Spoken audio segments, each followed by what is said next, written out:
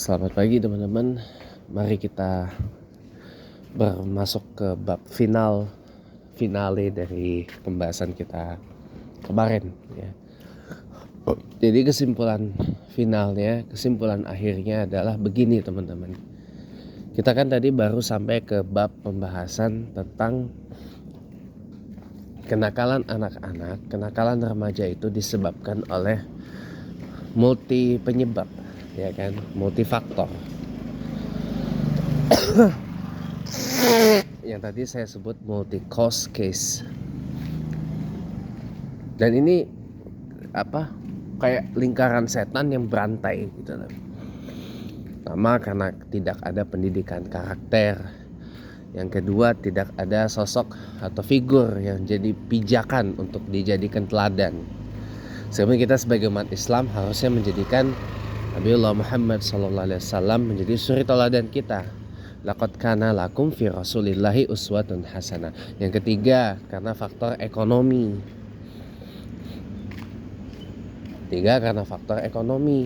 Biasanya orang kalau ekonominya kayak begitu, ya boro-boro lah bisa mendapat sekolah dengan pendidikan yang bagus gitu. Mau makan aja susah, atau mungkin mau sekolah aja kudu mikir. Yang ketiga, bahkan yang lebih prihatinnya lagi, yang bikin saya kaget adalah ketika ada seorang anak datang ke rumah salah satu public figure lah. Datang jauh-jauh kan, karena public figure ini kan suka bagi-bagi kan. Nah, dia datang jauh dari Banyuwangi, lolos sama security. Akhirnya apa? Dia yang bikin saya kaget apa? Si anak ini dia nggak mau sekolah, mau minta duit beli HP. Tujuannya apa? Biar bisa ngonten, biar bisa ya ngonten di medsos kayak di TikTok dan seterusnya gitu ya. Alasannya apa dia? Nggak mau kerja, panas katanya. Terus nggak mau sekolah, kenapa? Malas mikir katanya. Padahal bikin konten kayak saya begini aja kudu mikir. Serius, saya walaupun bikin konten tiap hari begini, mikir teman-teman, mau bahas apa ya? Datanya dari mana ya? Ininya dari apa? Karena saya nggak mau ngasal. Gitu. Kok malas mikir? Mbahmu itu loh malas mikir. Ya. Terus apa lagi? Kaget. Akhirnya udah cuma dikasih uang sekitar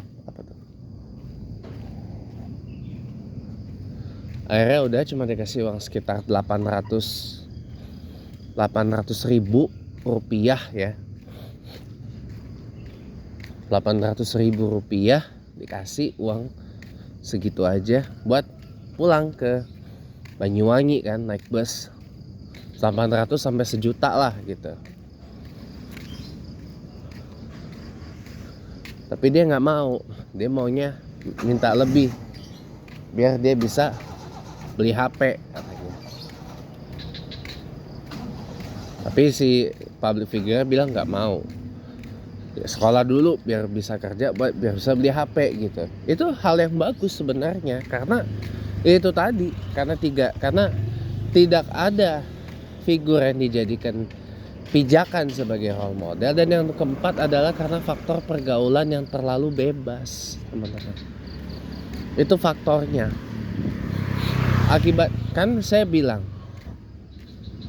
anak-anak zaman sekarang ini tumbuh di tengah lingkungan yang linglung, tumbuh di tengah lingkungan yang bingung. Kayak anak-anak kebun kopi RT 5 RW 4 yang sering ledek-ledekin saya lah. Kemarin juga saya ketemu lagi dengan anak-anak itu, tapi saya abaikan aja. Karena pertanyaannya apa? Karena apa? Satu, kalau saya lapor ke ketua RT setempat, saya tidak punya legal position. Legal standingnya ada memang, barang buktinya ada, dan bukti kenakalannya ada gitu loh.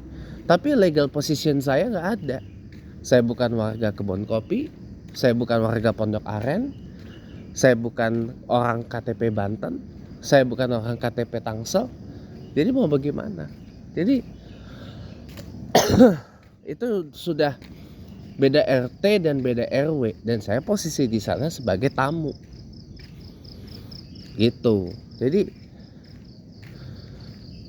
kalau sekedar untuk menyampaikan permintaan supaya agar anak-anaknya lebih dididik lagi lah, itu mungkin masih bisa. Gitu. Cuma kan kita nggak tahu respon warga sana juga bagaimana. Jadi memang dibarengi juga dengan warganya yang nafsi-nafsi, warganya yang dewek-dewekan gitu loh. Coba aja kemarin kalau saya jerit gitu, kamu sini, orang nggak ada yang berani. Ya karena memang itu adalah warganya dia, ya sesama warga dia pasti akan saling protek gitu. Atau orang juga bisa berekskuse dengan ya namanya juga bercanda gitu, namanya juga anak iseng pak, kayak gitu. Cuma bocah iseng pak, bocah bercanda pak, itu pak itu. Ya itulah faktor yang kelima adalah kurangnya ruang untuk berekspresi.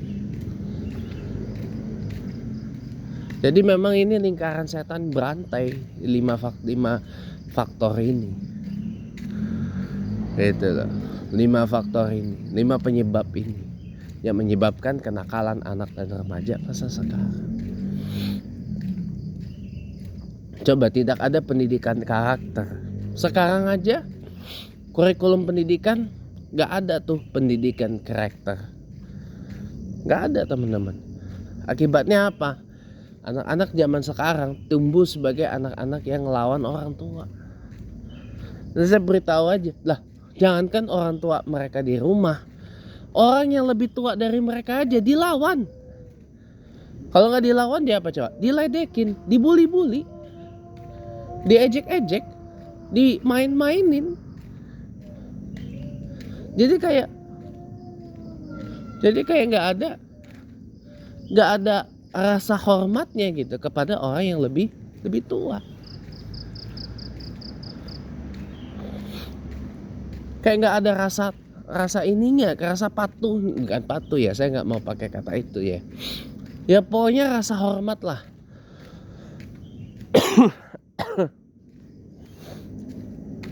Kepada orang yang lebih tua gitu. Nggak ada rasa respectnya gitu, rasa penghargaannya. Oke, patuh bisa juga lah ya kalau untuk orang tua di rumah. Oke. Pokoknya aduh mau bazir pisan saya baru ambil kerupuk teman-teman, mau bazir pisan sababna. Dengan dikejar kucing saya, nggak apa-apa lah, kucing putih itu kan bawa luck, keberuntungan. Jadi itu teman-teman ya, apa ya, saya tuh kadang berpikir apa ya kalau cuma pasti saya kalau ambil tindakan seperti yang saya sedang pertimbangkan untuk saya ambil ini, untuk menindak di sana, ya legal position saya nggak ada gitu loh. Dan pasti warga sana akan saling ngelindungin. Warga Kebon Kopi RT 5 juga pasti akan saling ngelindungin anak-anak itu.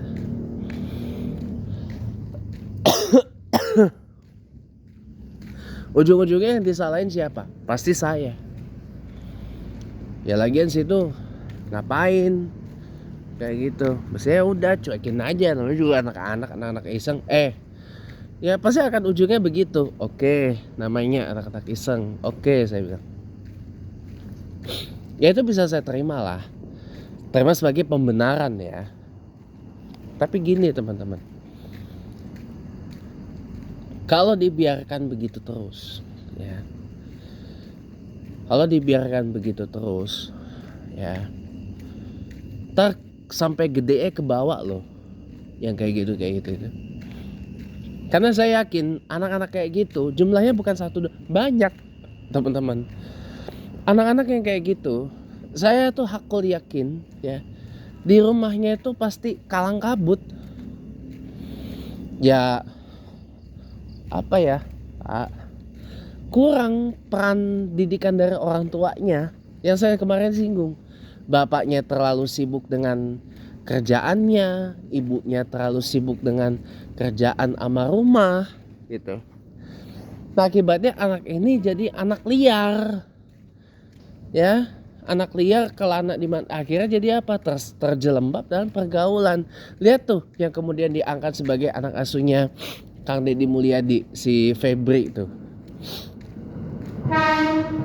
ya, itu bocah umur 10 tahun ternyata udah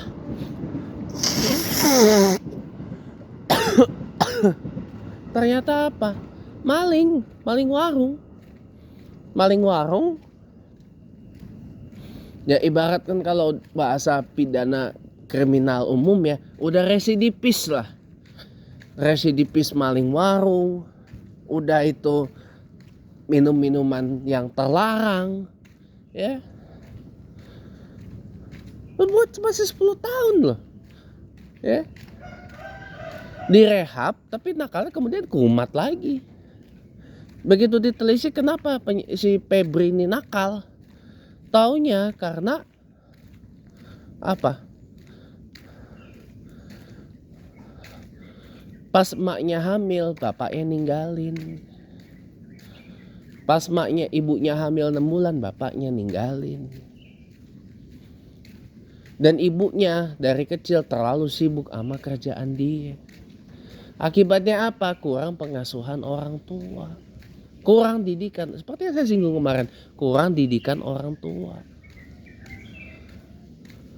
Itu kurang didikan dari orang tua. Gitu teman-teman. Sekarang lihatlah ya,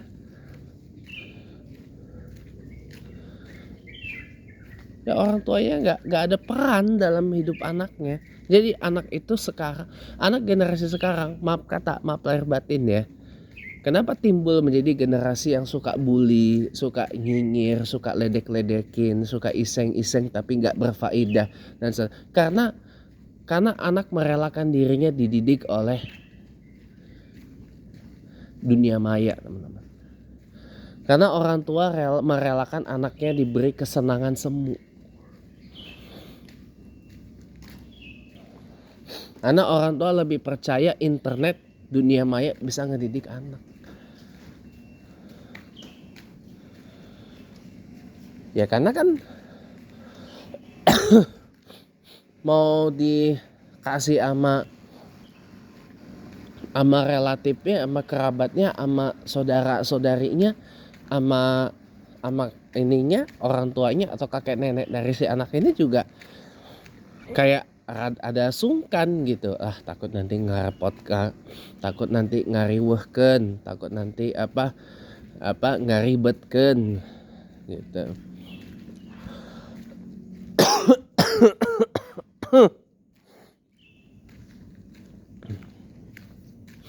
Begitu. Jadi apa ya, itulah yang menjadi lingkaran setan itu sebenarnya tuh ini teman-teman ya. Tentu yang nolak pun juga kaget saya. Tentu yang nolak pun juga ada alasannya, ada alasan penolakannya, ada teman-teman ya. Gak cukup hanya dengan 2 minggu terus simsalabim abrakadabra berubah, enggak teman-teman. Itu butuh proses panjang. Misalkan lingkungannya disaring ulang ya, orang tuanya diberikan pendidikan, dikasih tahu ini jangan kasihkan anak tuh kesenangan semu ya. Kalau ini kan anak kebanyakan main HP, kebanyakan buka internet, kebanyakan buka YouTube, buka TikTok kan, akhirnya kayak gitu. Jadi harapan saya teman-teman ke depannya Ya, sayang sih program barak militernya diberhentiin ya. Tapi harapan saya ke depannya semoga sekolah-sekolah di Jawa Barat bisalah ada kerjasama dengan TNI dan Polri untuk mendisiplinkan anak-anak itu supaya tidak berbuat yang tidak-tidak di kemudian hari. Ya, tur nuhun, terima kasih banyak.